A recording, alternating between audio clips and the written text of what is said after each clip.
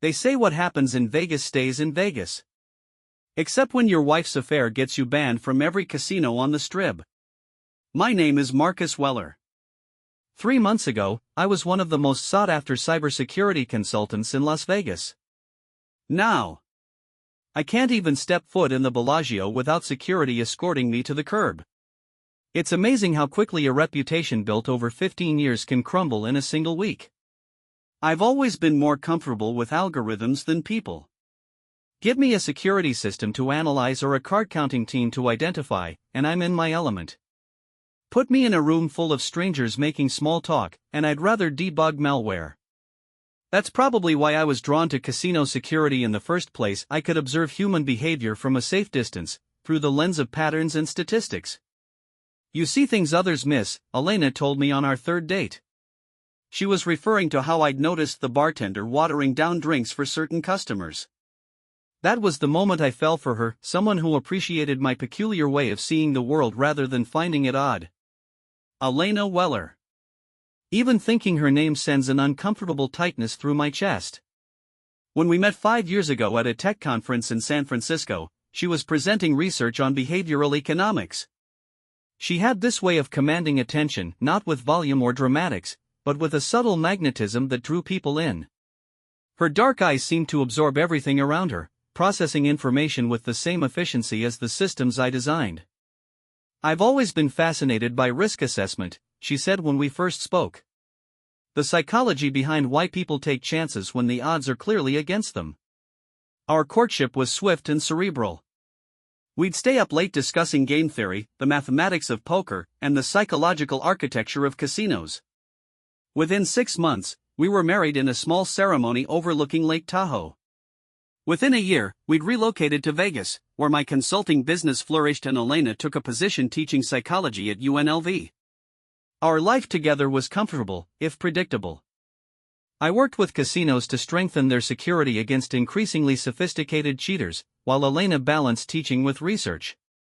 Weekends were spent hiking Red Rock Canyon or attending gallery openings downtown. We rarely argued. We respected each other's need for space. We were, I thought, content. The first sign that something was changing came about 8 months ago. Elena started asking more questions about my work, specifically about the high roller rooms and the players who frequented them. I'm just curious about the profiles, she said. The psychology of someone who can calmly lose $50,000 on a single hand of cards. I didn't think much of it at the time. Her research often overlapped with my world, and her curiosity seemed natural. I even started bringing her to casino events, consultant appreciation galas, security technology demonstrations, private parties for the executives who hired me. She flourished in these environments in a way I never could, making connections effortlessly while I stood in corners analyzing camera angles and dealer techniques. It was at one of these events, a private party at the Venetian, where she first met Luca. I didn't know his name then, just that he was one of their blackjack dealers for the VIP tables. I noticed him watching her from across the room, but then again, everyone watched Elena. She had that effect. What I failed to register was how she watched him back. "Why don't you introduce me to some of the dealers?" she asked that night. "I'm curious about their perspective. They must see so much." Again, it seemed innocent enough. Elena was a people person, endlessly fascinated by human behavior. I introduced her to several staff members I knew, including the dealer with the confident smile and Italian accent. If their handshake lingered a moment too long, I didn't process it. I was busy noticing a potential weakness in the room's camera layout. The weeks that followed were filled with subtle shifts, changes so incremental that my pattern recognition skills failed me completely. Elena developed a sudden interest in blackjack strategy, asking about card counting and shuffle tracking. She started visiting spas at resorts where I wasn't consulting, claiming to need me time while I was working. She bought new clothes, more elegant, more daring. She changed her perfume. "Do you like the new scent?" she asked one evening as we prepared for bed. "It's different," I replied, my attention split between her question and a security breach report I was finishing. She paused in the doorway of our bathroom. "Different good or different bad?" I looked up, finally giving her my full attention. Just different. I was used to the old one. Something flashed in her eyes, disappointment, perhaps, or confirmation of a theory she'd been testing. That's the problem, Marcus. You get used to things too easily. I should have recognized the warning in those words. I should have seen that she was telling me something crucial about our relationship. Instead, I went back to my report, oblivious to the fact that my marriage had already begun to unravel. The catalyst came during a routine security consultation at the MGM Grand. I was reviewing their facial recognition software when I spotted Elena through one of the monitors. She wasn't supposed to be there. She had told me she was spending the afternoon at an art exhibition downtown. Yet there she was, sitting at a high-roller blackjack table, laughing at something the dealer had said. The dealer. Even through the grainy security feed, I recognized him. The same man from the Venetian party. He dealt the cards with a theatrical flourish, his attention clearly more focused on my wife than on the game. And Elena, my quiet, intellectual Elena, was practically glowing under his attention. Is something wrong, Mr. Weller? Asked the security director, noticing my sudden stillness. No, I said, forcing my eyes away from the monitor. Everything's fine. But it wasn't fine. That night, I noticed for the first time how Elena's phone would light up with messages she quickly dismissed. How she would take calls on the balcony, speaking too softly for me to hear. How she seemed simultaneously more animated and more distant, as if she was living partially in another world. I'm not proud of what I did next, but in my defense, observation and pattern analysis are what I do for a living. I started paying attention. Really paying attention. I noted when she left and when she returned. I tracked inconsistencies in her stories. I observed how she dressed differently depending on her supposed destination. And most damning of all, I noticed how she no longer seemed to really see me when we were together. My suspicions grew into a cold, hard certainty. But suspicion isn't proof, and I needed proof. Not just for confirmation, but because part of me, the part that still remembered how she'd noticed my way of seeing the world on our third date, desperately hoped I was wrong. I wasn't wrong. The proof came on a Tuesday evening when Elena claimed to be attending a department dinner at UNLV. I had access to the security systems of most major casinos on the Strip. It was part of my job. That night, instead of working on the new encryption protocol I'd been developing, I logged into the Bellagio's internal camera network. I told myself I was just being thorough. That I would apologize to Elena, silently, in my head, when I didn't find her there. That my paranoia was just a byproduct of spending too much time analyzing cheaters and liars. It took me 43 minutes to find them. Not on the casino floor, where I'd started my search, but in a service corridor near the high roller suites. Elena and the dealer, Luca, I would later learn was his name, were standing close, too close for colleagues or casual acquaintances. His hand was on her waist. Her fingers were in his hair. When they kissed, it wasn't a furtive, guilty thing. It was passionate, practiced, familiar. They'd done this before. Many times, judging by the ease between them. I should have felt rage. Betrayal. Heartbreak. Instead, I felt nothing but a clinical sort of interest, as if I were observing subjects in an experiment. I watched them for 17 minutes and 23 seconds. I noted how Elena smiled at him, a smile I hadn't seen in months. I observed how comfortable they were in this hidden space, suggesting they'd found many such places to meet. I analyzed the security vulnerabilities their knowledge of these corridors represented. Only when they disappeared into a room keyed to his employee access card, did I finally close my laptop. The numbness was giving way to something else, something colder and more calculated than mere anger. I'm a problem solver by nature. And now I had a very interesting problem to solve. The next morning, I asked Elena about her department dinner. She described it in detail, the dry chicken, the tedious speeches, the colleague who'd had too much wine. She was an excellent liar. I almost admired the performance. Sounds exhausting, I said, sipping my coffee. Better than my evening, though. I spent it looking at security footage. If she registered any alarm at my words, she hid it well. Find anything interesting? I met her eyes across our kitchen island. Not yet. But I always do, eventually. For the first time in our marriage, I saw something like fear flicker across her face. Not guilt, fear. As if she suddenly remembered exactly what I did for a living, and what it meant to cross someone who understood systems, patterns, and vulnerabilities as intimately as I did. That was 3 months ago. What followed was a carefully orchestrated sequence of events that resulted in my wife's lover being arrested, my wife being socially exiled, and me being banned from every casino in Las Vegas. But I'm getting ahead of myself. Let me take you back to the beginning of the end, to the moment I decided that if Elena wanted excitement and risk, I would show her exactly how dangerous games of chance could be. After finding Elena and Luca on the security footage, I continued my morning routine without betraying my newfound knowledge. I prepared coffee, checked emails, and maintained the appearance of normalcy as Elena moved around our kitchen, completely unaware that her carefully constructed house of cards was about to collapse. When she left for her university lecture, I immediately abandoned my client work and began a thorough investigation into the extent of her deception. Our shared cloud storage contained everything I needed. Elena had always been careless with digital security, assuming my respect for her privacy would prevent me from looking. The message history between her and Luca revealed their affair had been ongoing for nearly 5 months, far longer than I had initially suspected. Their conversations were filled with passionate exchanges and meticulously planned meetings, often occurring while I was working at the very casinos where they would rendezvous. In several messages, Elena described me as brilliant but completely oblivious and more interested in analyzing card counters than noticing his wife slipping away. The messages also revealed something more concerning than their relationship. Frequent references to the plan and our project appeared throughout their recent communications.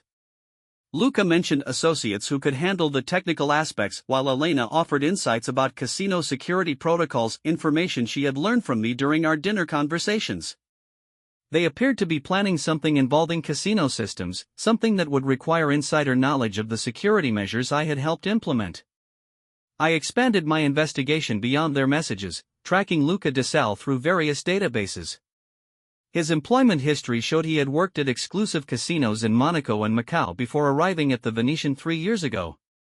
Digging deeper into International Gaming Commission records revealed connections to sophisticated cheating operations in Europe, operations that had never been definitively linked to him but mysteriously disbanded shortly after his departure from each location.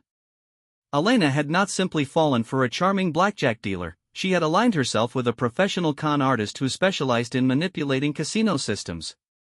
That evening when Elena returned home, I studied her with newfound awareness. Every casual touch and seemingly spontaneous smile now appeared calculated. During dinner on our balcony, she mentioned needing to attend a psychology conference in Phoenix that weekend, requiring her to cancel our plans. The conference genuinely existed, I had already verified this, but her name appeared nowhere on the program agenda.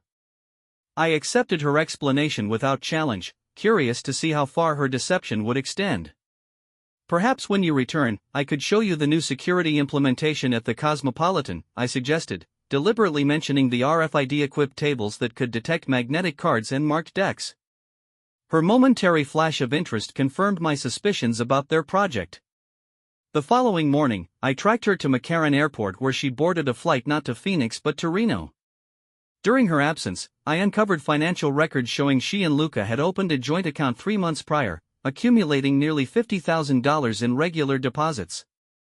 Their search histories revealed research into Costa Rican properties and banking systems with favorable privacy laws. They were planning not just a scam but an escape route as well. When Elena returned Sunday evening, tan from the Nevada sun rather than Arizona conference centers, I greeted her normally and listened attentively as she fabricated elaborate details about presentations that never occurred. Throughout her performance, I finalized my approach. Direct confrontation would only warn them, potentially accelerating whatever plan they had developed. Instead, I would continue gathering evidence while subtly positioning myself to control the inevitable fallout.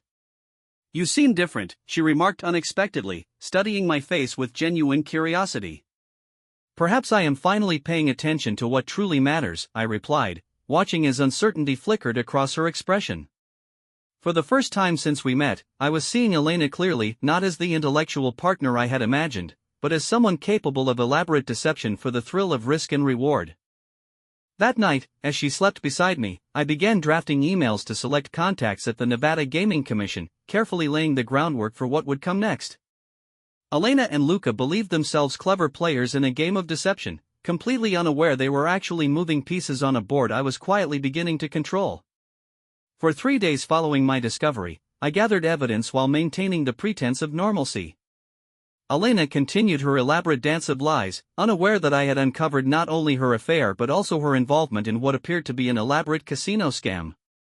After careful consideration, I decided to confront Luca first rather than Elena.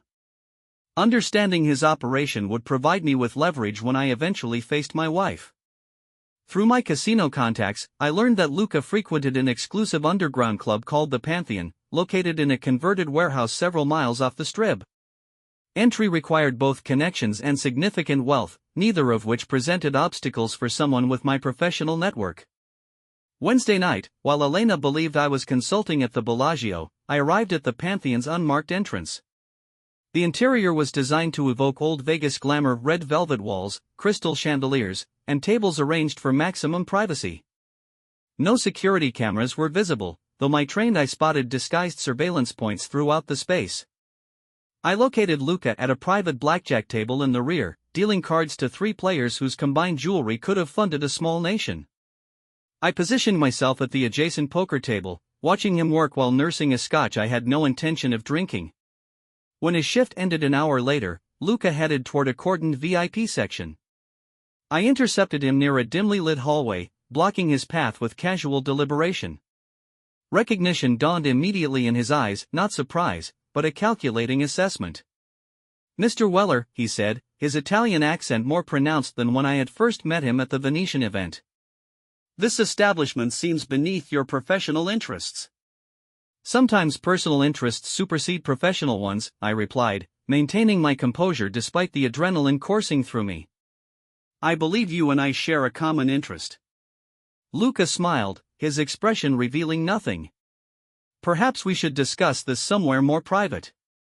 He gestured toward a door marked staff only and led me into a small office with antique furniture that contrasted sharply with the modern computer equipment on the desk. "Elena speaks highly of your intelligence," he began after closing the door. "Though she mentioned you were somewhat preoccupied with your work. Observant enough to track financial transfers to your joint account in Henderson," I countered, satisfaction flickering through me when his expression momentarily faltered. "And to notice your research into Costa Rican real estate." Luca recovered quickly, leaning against the desk with practiced nonchalance. "Elena was right, you truly are brilliant when you choose to pay attention. Unfortunately, your timing leaves something to be desired." "Enlighten me," I challenged, remaining standing despite the chair he indicated. "Your wife was bored, Marcus. Intellectually stimulated but emotionally starved. She craved more than theoretical discussions about risk, she wanted to experience it." He shrugged as if the explanation should satisfy me. "Besides, our arrangement has proven quite profitable for everyone involved." "Everyone except the casinos you're planning to defraud." Luca laughed, the sound genuinely amused rather than nervous. "The house always wins in the end. We're simply adjusting the odds temporarily in our favor using RFID vulnerabilities in the new table systems." His casual admission confirmed my suspicions while revealing something crucial: he believed himself untouchable, protected perhaps by connections I had yet to uncover. More importantly, he had unwittingly divulged technical details about their operation, mentioning specific vulnerabilities I had warned several casino executives about months earlier. "Does Elena understand the legal consequences of what you're planning?" I asked, keeping my tone conversational while mentally recording every word. "Your wife is more pragmatic than you realize. She provided invaluable insights into security protocol weaknesses you inadvertently revealed during your dinner discussions." His smile turned predatory. "Perhaps you should have paid more attention to your marriage than your algorithms." The anger I had suppressed threatened to surface, but I maintained my analytical demeanor. "When is the operation scheduled?" "Soon enough. though I doubt that information will prove useful to you." He glanced at his watch with theatrical impatience. "Now, unless you plan to create a scene, I suggest we conclude this conversation. I have clients waiting." As I turned to leave, Luca called after me. "She's not coming back, you understand. Once this is finished, we'll be gone." The smugness in his voice revealed his fundamental miscalculation. He believed my confrontation stemmed from emotional desperation rather than strategic information gathering. I exited the Pantheon with exactly what I needed: confirmation of their plan, specific technical details I could use to counter it, and most importantly, the knowledge that Luca consistently underestimated me. My confrontation with Elena would require different tactics entirely, but first, I needed to position certain pieces on the board. After my confrontation with Luca, I returned home to find Elena working on her laptop at our dining table. The familiar scene struck me as surreal: how ordinary she appeared while simultaneously orchestrating both our marriage's destruction and a sophisticated casino scam.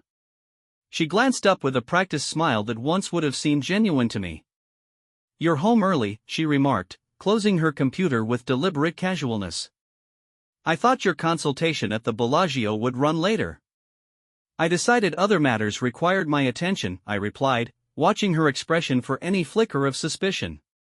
"Actually, I encountered someone interesting tonight, a blackjack dealer with remarkable insights into table security." Elena's hand froze momentarily around her wineglass before she recovered. "Anyone I might know?" "Perhaps. He mentioned knowing someone in the psychology department." I maintained eye contact as I added, "Strange coincidence, considering your research interests." The tension between us crystallized as Elena realized this was not our usual evening conversation. "Marcus, what exactly are you saying?" "I think you know precisely what I'm saying, Elena." I placed my phone on the table between us, displaying screenshots of her messages with Luca. "Costa Rica seems an interesting choice for retirement. Though I wonder if your plan accounts for international extradition treaties." The color drained from her face as she stared at the evidence. "How long have you known?" "Long enough to understand the full scope of your betrayal, both personal and professional." I remained standing while she seemed to shrink in her chair.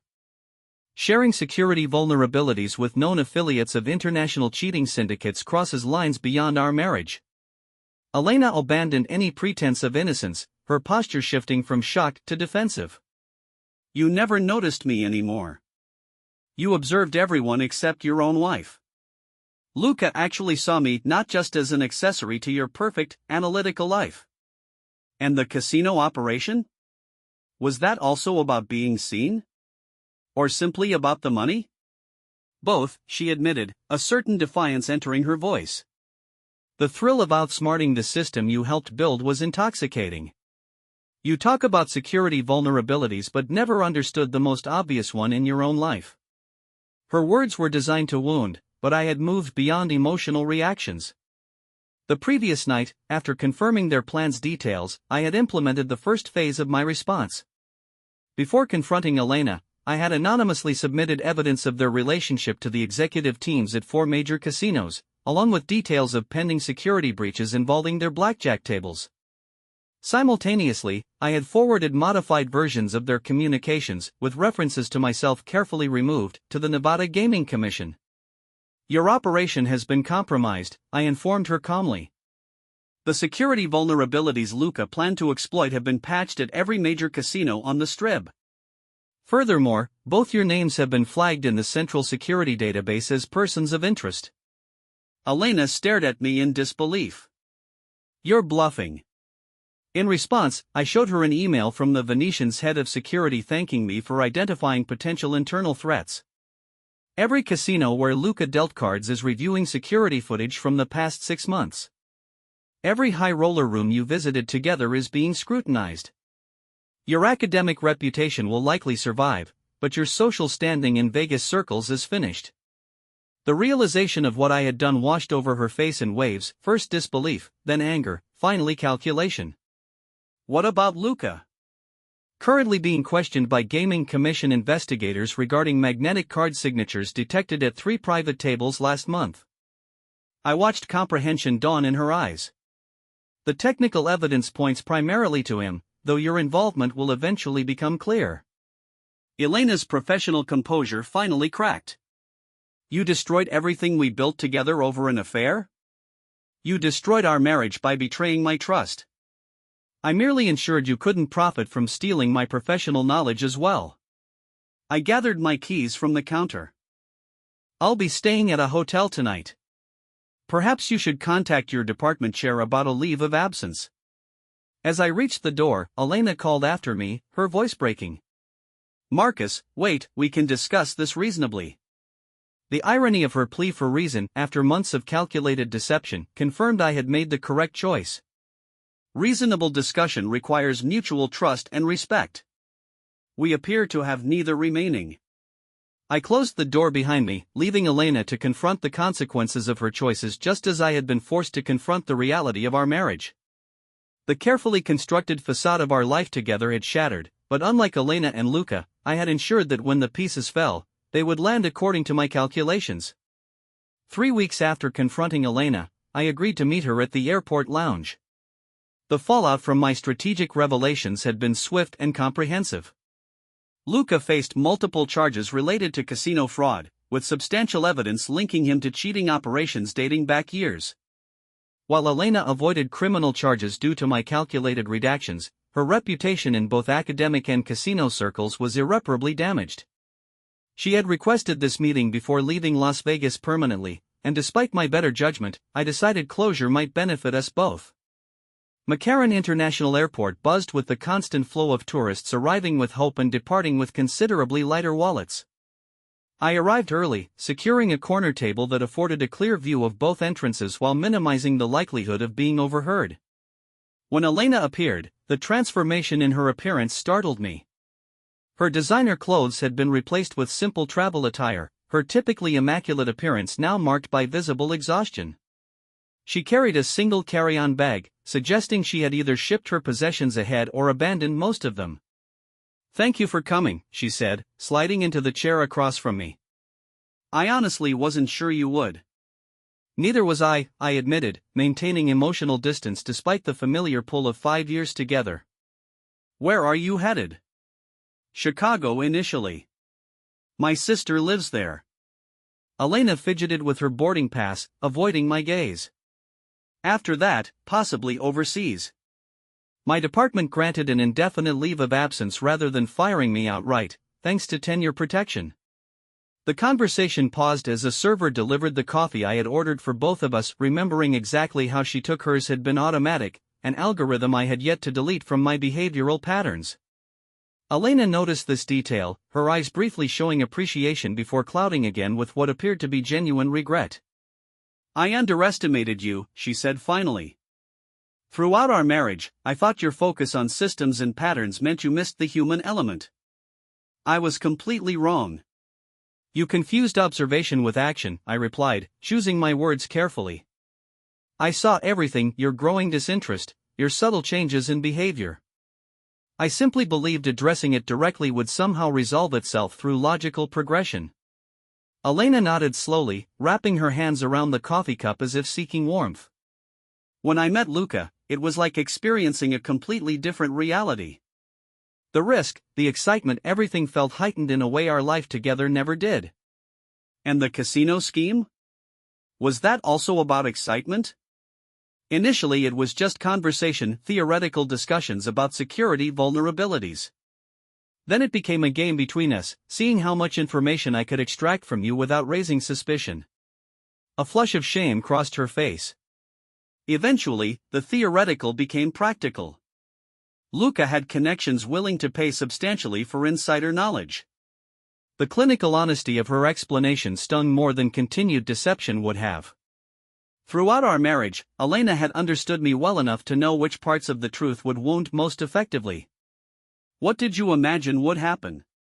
I asked, genuinely curious about the psychological calculus behind her actions. That I would never notice? Or that I would discover everything too late to intervene? Elena looked directly at me for the first time. I think part of me wanted you to catch us. To prove you cared enough to pay attention. To show some emotion, anger, jealousy, Anything beyond your perpetual composure? Well, you certainly succeeded in capturing my full attention, I responded, allowing a trace of bitterness to color my words. Though perhaps not with the outcome you anticipated. No, not at all what I expected. Elena glanced at her watch, then toward the departure screens. My flight boards in 20 minutes. I should go through security. As she gathered her belongings, I realized this truly was our final conversation, the last exchange in a relationship that had begun with intellectual fascination and ended with calculated betrayal. What would you have done if the plan had succeeded? If you and Luca had managed to implement your scheme and escape to Costa Rica? Elena paused, her expression reflecting genuine consideration. Honestly? I probably would have become bored eventually, just as I did with our life together. The pattern recognition skills you taught me suggest I have difficulty maintaining satisfaction with any single reality. She stood to leave, then hesitated. For what it's worth, Marcus, I did love you. Just not enough to overcome my own flaws. I remained seated as she walked away, neither acknowledging nor rejecting her parting sentiment. The emotional numbness that had protected me throughout this ordeal was gradually giving way to something unexpected, not devastation or anger, but a curious sense of liberation. Elena had sought to shatter my composure, to force an emotional reaction that would validate her perception of our marriage. Instead, she had inadvertently freed me from algorithmic patterns that had limited my own potential. As her figure disappeared into the security checkpoint, I realized my wife's affair had indeed gotten me banned from every casino in Vegas, but perhaps that outcome represented an opportunity rather than a punishment. 1 year has passed since Elena walked through that airport security gate and out of my life. The divorce finalized quietly, with neither of us contesting the division of assets. She signed over her portion of our Las Vegas condo in exchange for liquidating our investments, a transaction that seemed fair considering the circumstances. Through mutual connections, I learned she eventually relocated to Barcelona, where she secured a research position at a university far from the world that had facilitated our downfall. Luca received a 5-year sentence for organized fraud and conspiracy. His network of collaborators unraveled quickly once investigators began pulling threads, revealing operations spanning multiple casinos across 3 continents. My anonymous tips had provided precisely the evidence needed without directly implicating my role in uncovering the scheme. Despite this protective measure, my professional reputation in Las Vegas suffered irreparable damage through association with Elena.